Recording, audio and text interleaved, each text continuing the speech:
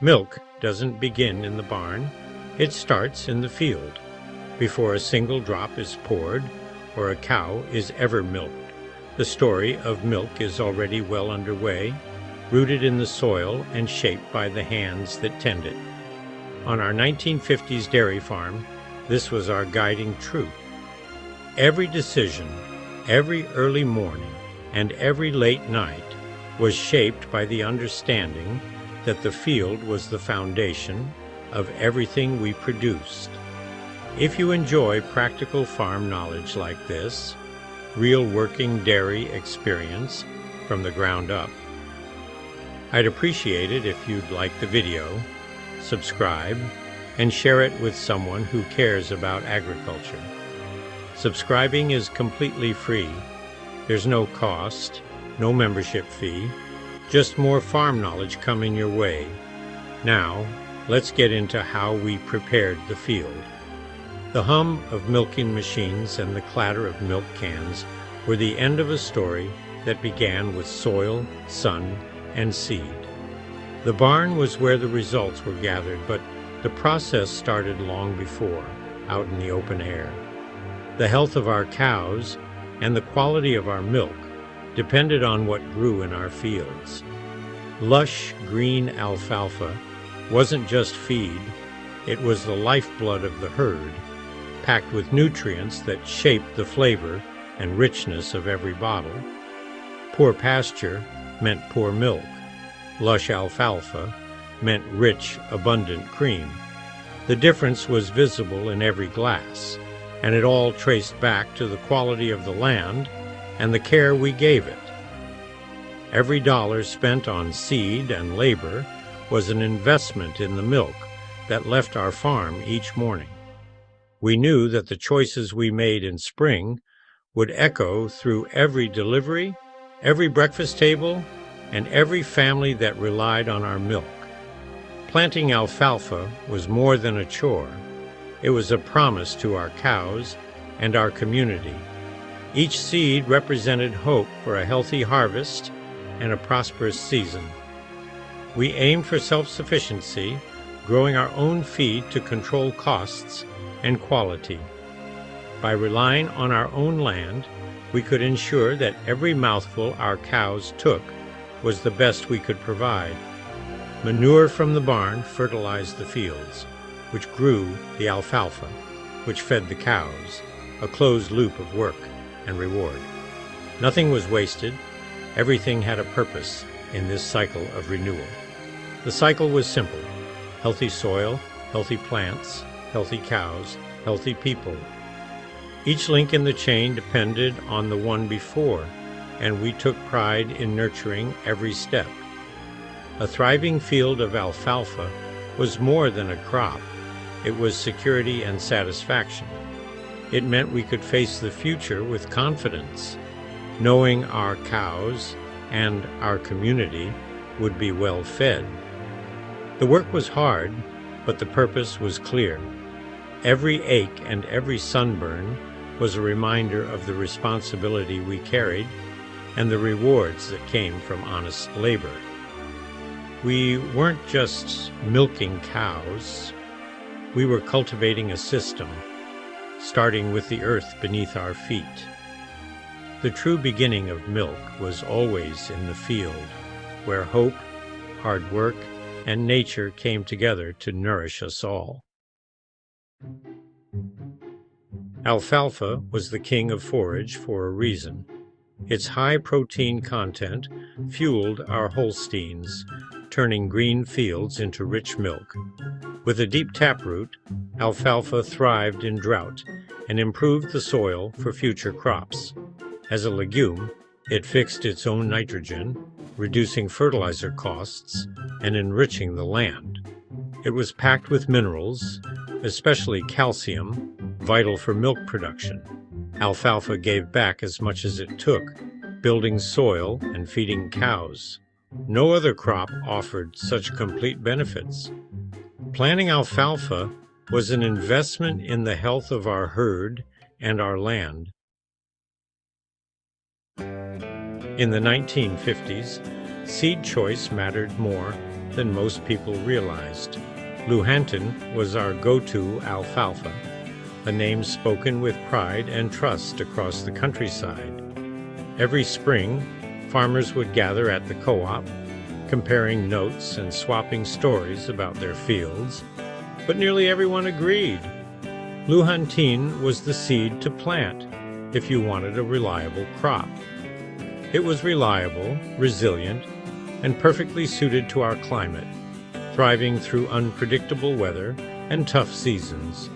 Year after year, it delivered lush, green stands that fed our herds and kept our farms running strong.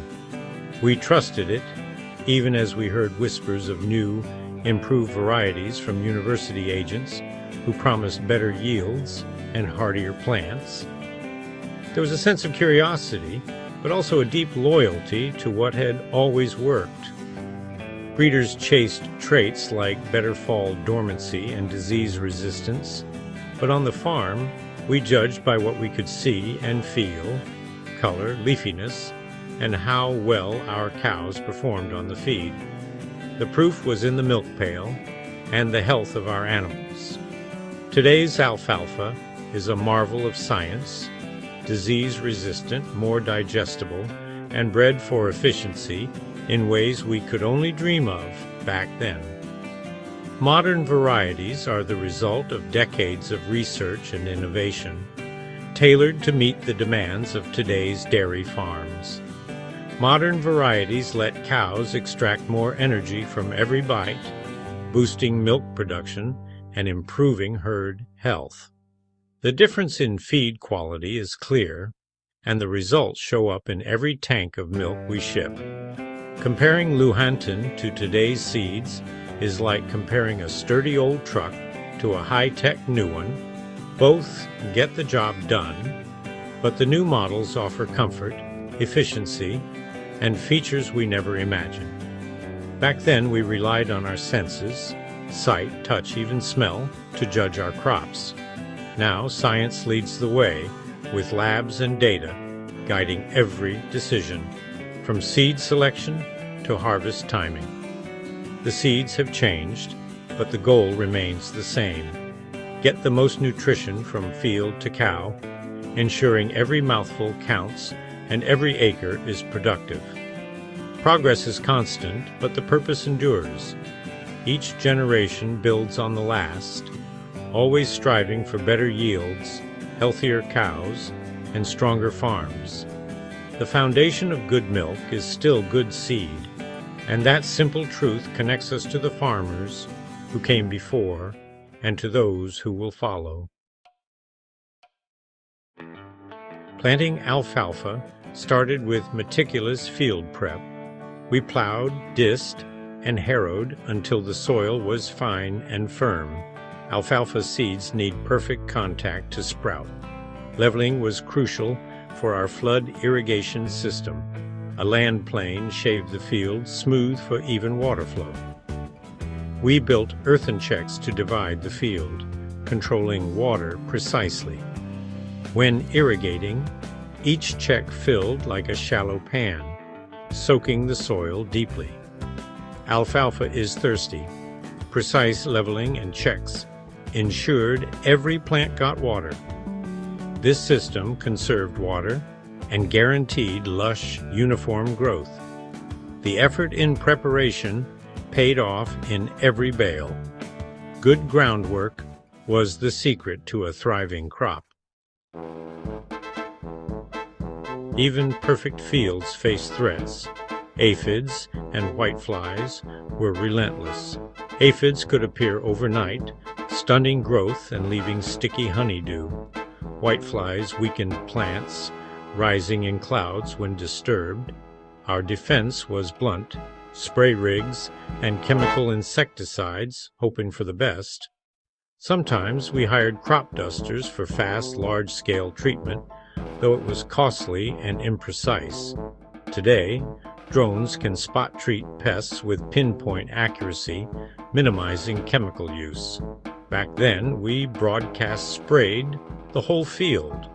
Precision tools didn't exist. We did our best to protect the crop with what we had. The goal was always the same: keep the alfalfa healthy for the herd. Harvest was the climax of the growing season, a time when months of patient tending finally paid off. The fields, once lush and green, were now ready for transformation. Cutting, drying, baling, and stacking became a well-rehearsed dance, each step crucial to the final result. Timing was everything. Cutting at the bud stage meant capturing the highest nutrition for the herd. The decision to mow was made with care, watching the weather and the plants. After mowing, the alfalfa dried in the sun, and we raked it into windrows for even curing. This step was essential, ensuring the hay dried evenly and thoroughly, preventing spoilage. The baler then arrived, compressing the fragrant hay into tight, rectangular bales, each one a product of teamwork, timing, and skill. We loaded bales onto trailers, working together under the summer sun, then stacked them high in the barn's haymow. A well-stacked mow was our winter security, a visible reward for our labor. This process repeated several times each season, demanding but deeply rewarding. Every step mattered. Quality hay meant healthy cows and steady milk for the family and the community. The rhythm of harvest defined our summers, shaping our days and our memories. Hard work in the field filled the barn and kept the farm running strong through the long winter months, sustaining both people and animals until the next season's promise. If you found value in this video, real practical farm knowledge, I'd appreciate it if you'd like the video, subscribe, and share it with someone who cares about agriculture. Subscribing is completely free, there's no cost, and it helps this channel continue sharing real-world experience from the field. And if you'd ever like to support the channel a little further, you can buy me a cup of coffee. It's never expected, but it's always appreciated. Here's the link. You can pause the video and copy it if you'd like. Again, no pressure, just grateful for your support. In the next episode, we'll go deeper into how cutting frequency and modern alfalfa genetics changed total seasonal production. I'll see you there. Our alfalfa fields thrived on frequent, strategic cutting. Every 28 to 32 days, we harvested, keeping the plants young, leafy, and nutritious. This intensive schedule meant up to 6 cuttings a season, each a race against time and weather. Consistency was key. Uniform hay kept our cows healthy, and milk production steady. The barn was filled with high-protein forage, harvested at its peak. This system demanded knowledge, discipline, and hard work. The principles, soil health, water management, timely harvest, are timeless. Our story is one of tradition and steady improvement. The fields still hold the key to the milk in the barn.